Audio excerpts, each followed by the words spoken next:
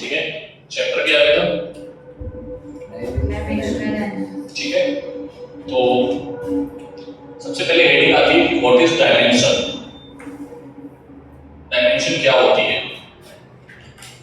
ठीक है, तो डायमेंशन होती है फंडामेंटल क्वांटिटीज की जो पावर होती है उसी को हम लोग क्या बोलते हैं? डायमेंशंस। तो write down power of fundamental quantities. Power of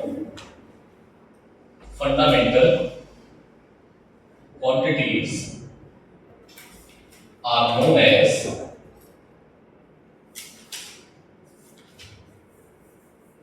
dimension, are known as dimensions.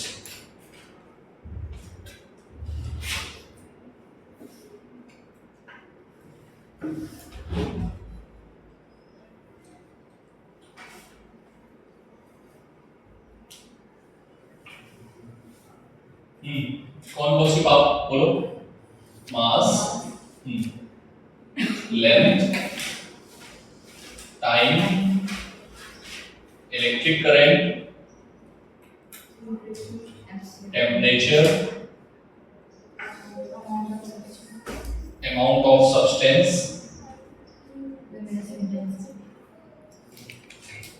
ठीक है, और दूसरा है ल्यूमिनस इंटेंसिटी। ठीक है, यूनिट क्या थी बेटा? केजी लेंथ के लिए, मीटर टाइम के लिए, सेकेंड,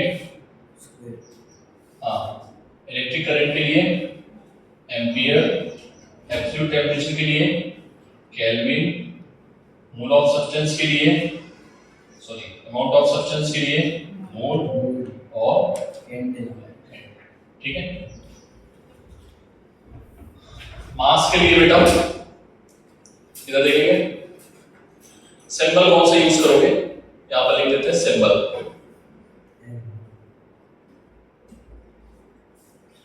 सिंबल में मास के लिए m, लेंथ के लिए पैरामीटर l, टाइम के लिए t, इलेक्ट्रिक करंट के लिए a, क्या लोगे? ठीक है, केल्विन के लिए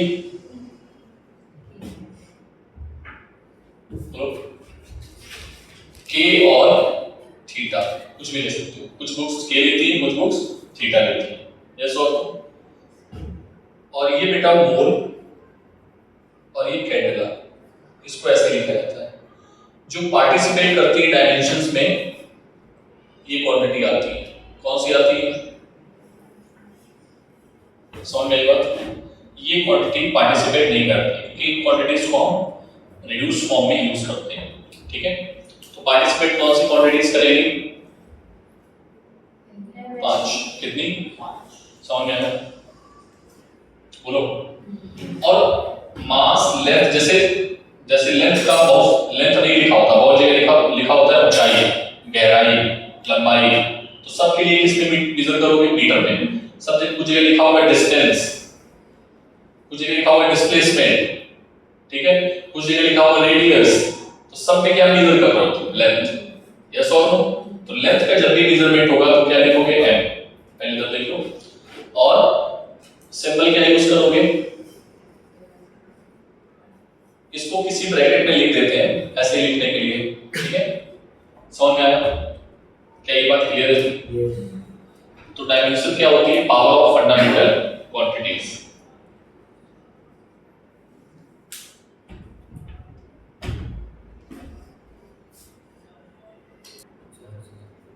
मैं आपको लिखा रहा हूं, बाकी आपको सीक्वेंस से लिखना है। क्यू का फॉर्मूला होता है I * T। कितने लोगों ने पढ़ा था फॉर्मूला? ये तो अरे भी पढ़ दिया क्लास पास। कितने लोग आप लोगों ने नहीं पढ़ा? एचएससी में नहीं है क्या? नहीं था, एचएससी में था, सीबीएसई में, एचएससी में नहीं था। मुझे एचएससी का सिलेबस याद नहीं है। अच्छा, कौन सा फॉर्मूला था? V = W/Q था, ये था, ये था। कोई बात नहीं, छोटे छोटे फॉर्मूले लेते हैं पहले तो।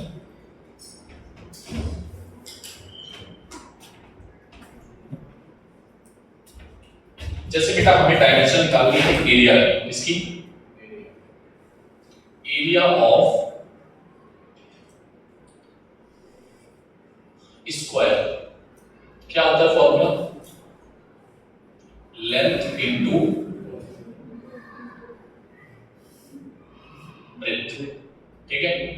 लेंथ के लिए सिंपल L और इसके लिए भी अब जो मल्टीप्लाई है 12 मतलब, ठीक है। मैं जो सिखा रहा हूं पहले वो सीखो, क्या आ जाएगा याद रखोगे, ठीक। ये फॉर्मूले भी याद रखना है। एरिया ऑफ सर्किल क्या होगा, पाई आर स्क्वायर, बोलो। पाई की कांस्टेंट की डायमेंशन नहीं होती है, इसकी डायमेंशन नहीं होती, तो L की जगह क्या लिखेंगे, R की जगह क्या लिखेंगे, तो एरिया कहीं पर भी आएगा डायमेंशन क्या होगी याद रखोगे। वॉल्यूम पाई कैंसिल आउट, ऐसे पाई अभी मैं लिखाऊंगा, सारे पॉइंट्स में लिखाऊंगा कि कितनी डायमेंशंस नहीं होती है, ठीक है। Don't worry. वॉल्यूम का फॉर्मूला क्या होता है, length into width into height. सभी किस में मेजर करते हो, सभी जगह क्या लिखना पड़ेगा बेटा, सीख रहे हो ना तो कैसे मैं लिख रहा हूं, ठीक, बोलो, ठीक। और बताओ और कौन से फॉर्मूले याद है, इसकी बोल फिजिक्स के फॉर्मूले बताओ कुछ तो पढ़े होंगे सर, एक भी फॉर्मूला नहीं पता है फिजिक्स का, हाँ।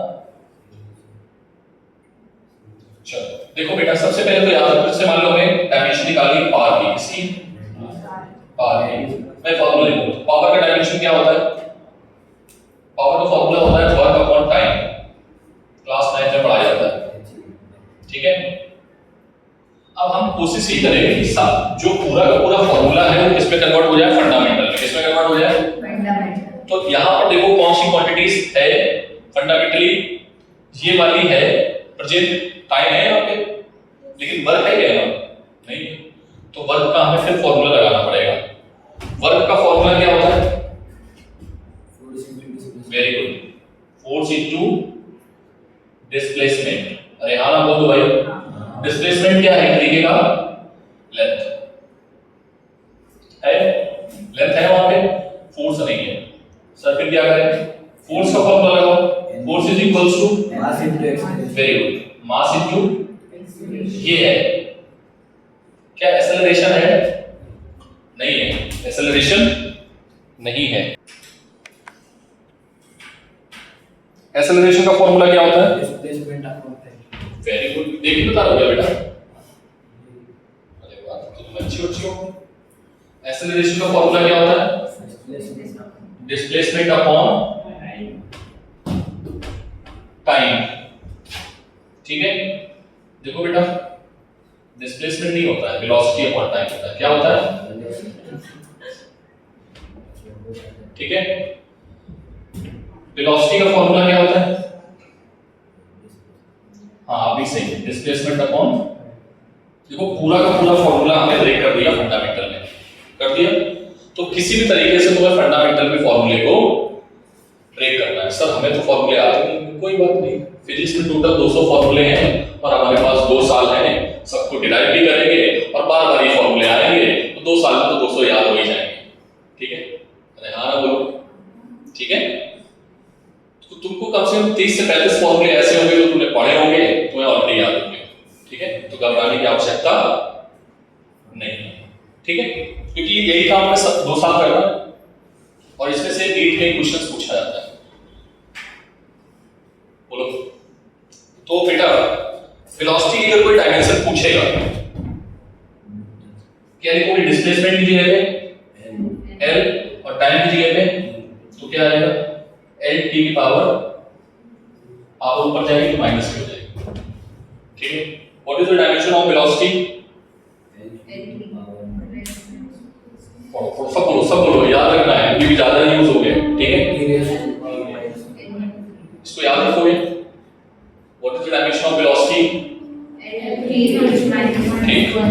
डिस्प्लेसमेंट भी बोलो L t की पावर -1 अपॉन t, तो ये आ जाएगा L t की पावर क्या होगी एक्सेलरेशन की डायमेंशन? रिपीट करो। ये जो मैंने लिखे हैं ना ये डायमेंशंस बहुत कॉमन डायमेंशंस हैं, ये आनी ही चाहिए, ठीक है। इनकी डायमेंशंस आनी चाहिए, फॉर्मूले तो छोड़ ही दो, क्या आना चाहिए? फॉर्मूले अगर नहीं आते तब तो ज्यादा दिक्कत है, लेकिन डायमेंशंस भी आनी चाहिए, ठीक है। समझ में आई बात? चल इसका बताओ। m L t की पावर बोलो। समटाइम्स कुछ ऑथर्स को ऐसे लिखते हैं, ऐसे ऐसे करके, कोई दिक्कत नहीं है, चलेगा। अरे भाई m की पावर 0 सॉरी 1, यहाँ पर सभी कुछ लोग ऐसे लिखेंगे m की पावर 0, L की पावर 1, t की पावर -2, कोई दिक्कत? तुम ऐसे मत लिखो, तुम यही लिखो, चलेगा। जिसकी पावर 0 होती है उसकी वैल्यू क्या होती है? 1, तो उसको हम लिखें या ना लिखें कोई मतलब। इसको बताओ, इसकी बताओ फोर्स की, m L t की पावर -2 और L, तो क्या आ जाएगा? बोलो, सभी को समझ आ रहा है? बोलो। वर्क के लिए m L स्क्वायर t की पावर -2 और एक t नीचे है, कितना आ जाएगा? m L स्क्वायर t की पावर, ये डायमेंशन आपको रटी होनी चाहिए, ये रटी होनी चाहिए, ये रटी होनी चाहिए, ये भी रटी होनी चाहिए, 4 बहुत यूज होती है, बहुत कॉमन। समझ में आया कैसे निकाला मैंने? बोलो। सबसे इजी टॉपिक लगता है बच्चों को, लेकिन अभी भी कुछ बच्चे हैं जो नहीं समझ पाए होंगे, तो बता देना, मैं बता दूंगा, ठीक है। हाँ बोलो। फर्स्ट वाला समझ में आ गया ये? बोलो। फोर्स, देखो फोर्स का फॉर्मूला बहुत यूज होने वाला है, मुझे तो आता है, तुम देख लो, ठीक है। अब मैं बार बार ना लिखूं, चलेगा? बोलो भाई, ठीक है। और बताओ फॉर्मूला, बोलो। मैं बोलूं? इंपल्स, हाँ इंपल्स बोलो। बहुत सारे फॉर्मूले तुम्हें याद है। इंपल्स इक्वल्स टू क्या है? कहाँ रहते हो तुम? हाँ अच्छा, कदम बस्ती। हाँ ये क्या है? कितने साल हो गए रहते रहते? इंपल्स, ठीक है। फोर्स इनटू टाइम, मोमेंटम क्या होता है फॉर्मूला?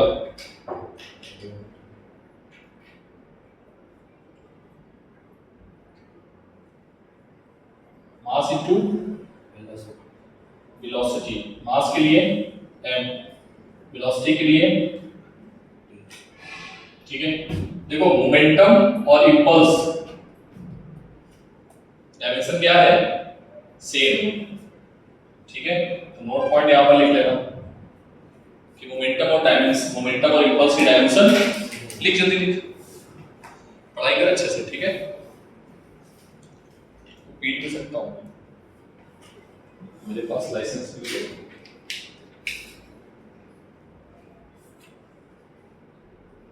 यूपी लोगों के जो पिताजी जो है यूपी वालों को थोड़ा सा खूंखार होते हैं पढ़ाई में, मारो नहीं, गिरा गिरा के मारो। मेरे पिताजी जब जाते थे स्कूल, ठीक है, उसकी डायमेंशन नहीं होती है, ठीक है। मास के लिए m, वेलोसिटी के लिए L t की पावर, तो क्या आ जाएगा? m L स्क्वायर t की पावर -2। बेटा काइनेटिक एनर्जी, कोई भी एनर्जी हो जिसके पीछे क्या वर्ड लगा हो, एनर्जी, ठीक है, उसकी डायमेंशन वर्क के बराबर होती है। किसके बराबर होती है? लेकिन सरफेस एनर्जी की नहीं होती है, ठीक है। समझ में आया? सरफेस एनर्जी की डायमेंशन अलग होती है, तो ये भी नोट पॉइंट नोट करो। हाँ भी आते हैं, पोटेंशियल एनर्जी की डायमेंशन यही है, क्या है? पोटेंशियल एनर्जी का फॉर्मूला होता है mgh।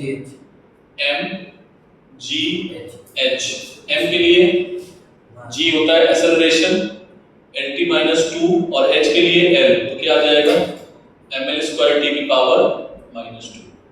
तो कोई भी एनर्जी हो उसकी डायमेंशन वर्क के बराबर आती है। लिखते चलो जल्दी। तो देख देख के बोल रहा था, देख नहीं रहा ना पक्का? ठीक है।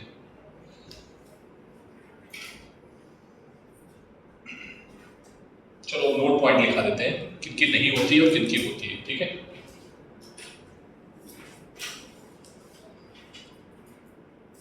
तो मैं नोट्स नहीं, मैं आपको भेजूंगा नहीं, क्या वो, ठीक है, इनको आपको खुद से करना है।